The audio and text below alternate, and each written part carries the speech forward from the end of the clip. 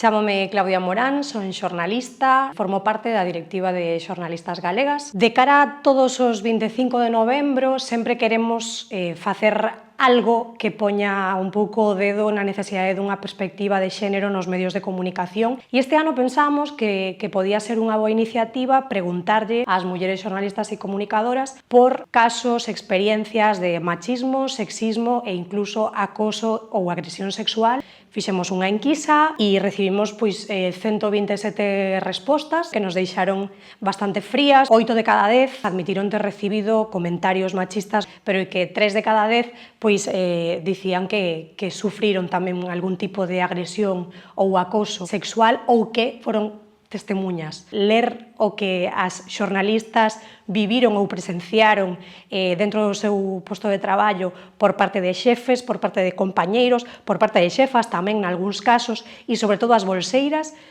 pon a pel de pita, a verdade.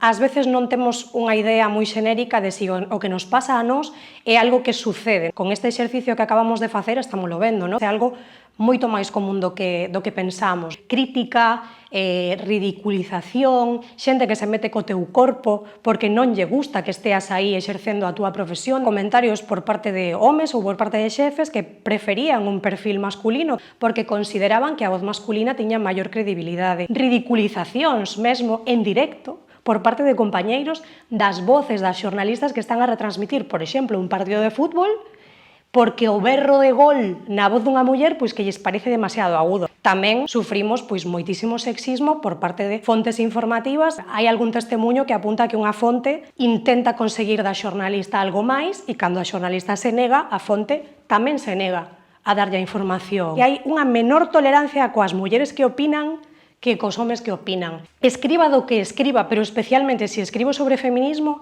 recibo sempre, sin excepción, algún comentario de algún home que se ofende.